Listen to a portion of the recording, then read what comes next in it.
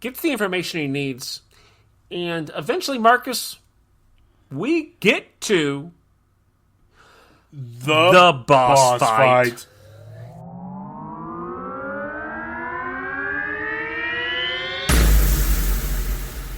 Boss fight. It's a great boss fight because you don't like the boss fight. No.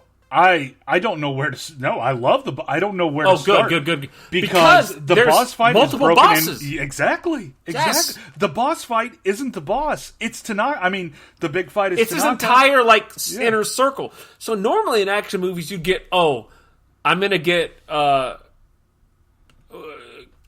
Tagawa. Right, I'm going to fight him first. And then I'm going to get through that, and I'm going to get to the... This kind of happens all at once. It does. You eventually get Professor Tanaka. You get Young, and you get Tagawa, Kai, all in one area, and it's such a fun way to do it. But the guy who wrote this had a great understanding of, tropes. Oh, yeah. And I mean, what I love best, I think, is that him killing Young is or not killing, but, just beating him was yes, that's how it would, even with the blade that Young has, and he stabs him in the Kenpo stick, in the back. But I mean, it's such an easy fight for him because it would be. This isn't the fight we're waiting for. We're waiting for Tanaka. That's what we're waiting for. And it's such and they do that great because let's have this boss who's old and frail. Right. Let's give him the sneaky way that he could. Yeah, that's the only way he's going to win. Yeah, that's the only way he's going to win. Joaquin Yeah. Phoenix and Gladiator. Right. You have to have that, and when you don't set that up, and you just get Steven Seagal breaking arms of some frail old guy, I could care less. But no, you get a harrowing situation where you're okay, this guy can take care of himself, but here's Tanaka, who is Professor Tanaka, who can kill everybody, who has killed everybody. You get this other guy, Tagawa, who we haven't seen him, but he can handle himself, and then we get the lead bad guy. And because there was such a fight, and because Speakman got his ass kicked so much, I was fine with the fact that Young really never got much on him. Oh no, yeah, that's what I meant.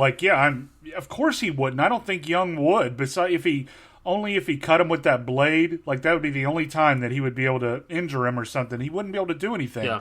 And I mean, but with Cary and with Tanaka, they both got their licks on in him because even Tanaka did a lot. But it was, through the warehouse and up to that point is just like a video game of fighting, and it was so much fun. It's great. So, yeah. It's really a satisfying thing, and every boss gets a satisfying death. But he kind of turns to the dragon at the end of the movie and doesn't kill Young, right? Am I wrong in that? No, he doesn't kill him. Yeah, he just has him in a bag, turns him over to his dad and brother. And he's like...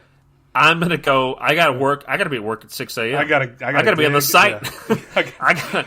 We're building a Wendy's. Yeah, we gotta get there. Yeah, I'm on the Wendy's site, Dad. The one on La Brea. Yeah.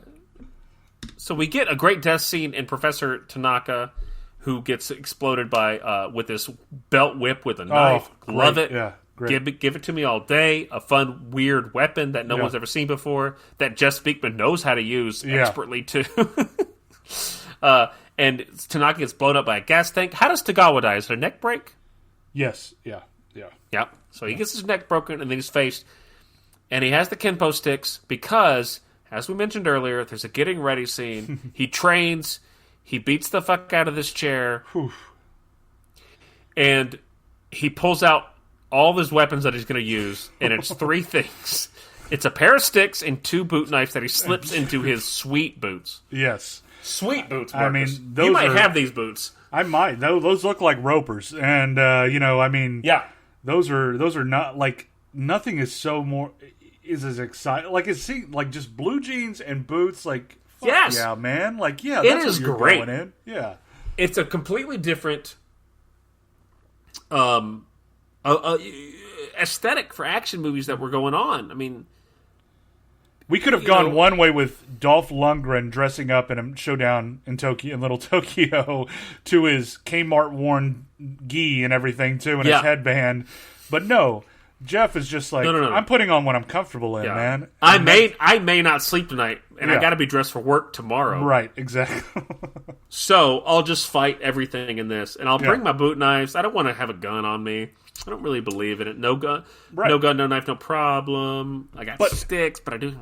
Even more, even before the boss fight, one scene that I do want to talk about real quick, before the boss fight and going through the warehouse, I think the scene that I love the most is with old warehouse dude. Well, one, I love Speakman, coming up to two guys and they're just got, hook claws that they're just like, well, I guess we got to do this. So they just... Yeah, I guess we got to fight this fucker. Yeah, I guess we got to fight this guy.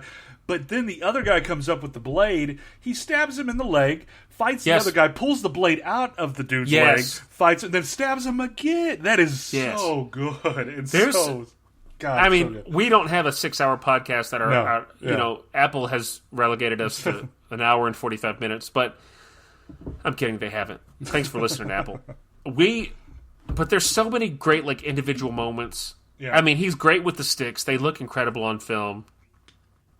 There's fun little moments with him and his brother. There's a great scene where they try to take down Professor Tanaka, and he's like Godzilla. They electrocute him. He doesn't go down.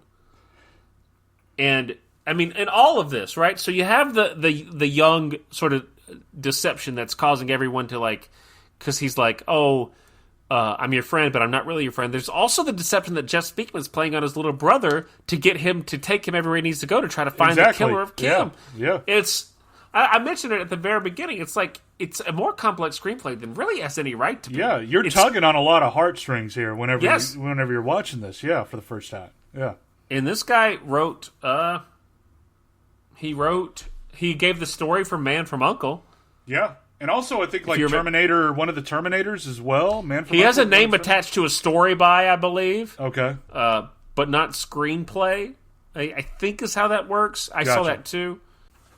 The next big movie Speakman does is Street Night. I love it. I love Street Night. Once again, maybe we'll do it again. Yeah. But those are his two, the only films he's done that I believe have been released into theaters. I could be wrong. If I am, feel free to come at us. MarcusHall@gmail.com. And I think Speakman, I really thought he was going to be like, oh, this is going to be the next Van Damme. And I guess he wasn't in longevity and amount of movies, but he was impactful for the short time he was there, He was, man, and I think that I'm very happy. I mean, who knows if he's happy? I think he is, but I think he's happy with leaving it this way because he's this kind of mystery guy. He's not a Van Damme. He's not this guy who fizzled out.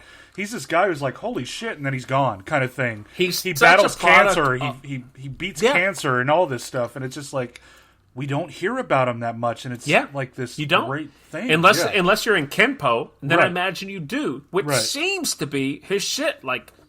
What he's happy doing is teaching and talking about Kenpo, and let him do it. I mean, he's doing it. He's great. He's the president of the Kenpo Society. He does look a lot like an older... When he's older now, he looks a lot like Ted Cruz, too. Not to say that he is, but he looks a lot like We don't want him to get political on his podcast.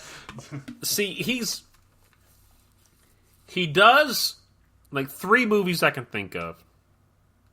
Maybe, I'm sure he's done more. And then, maybe he was like, you know what?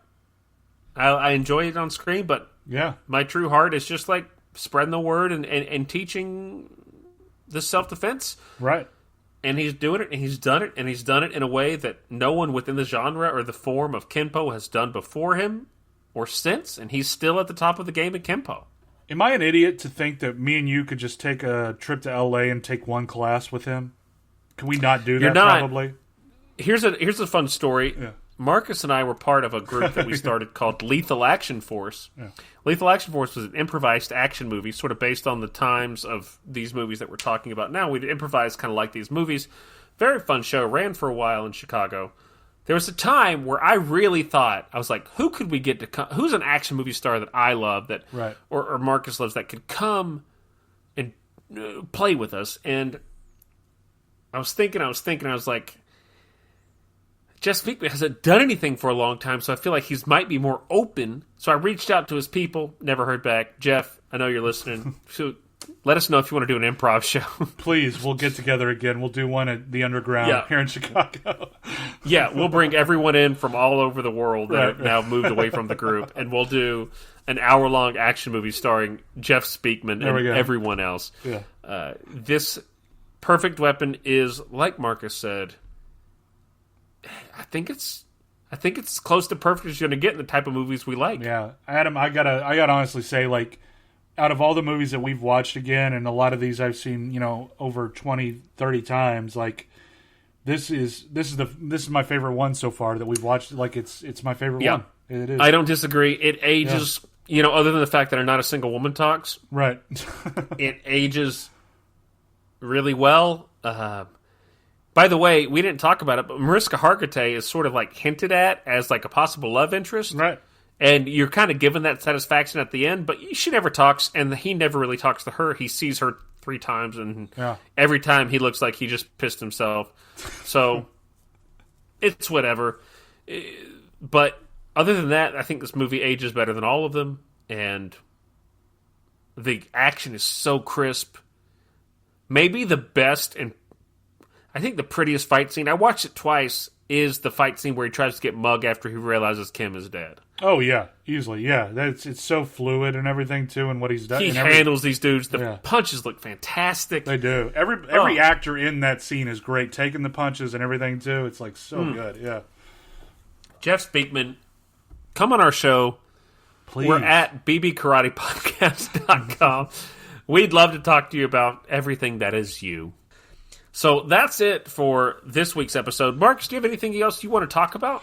I mean, I would love to, but I think we'll just hold off, I guess, man. I mean, we got a solid month coming up for April into March.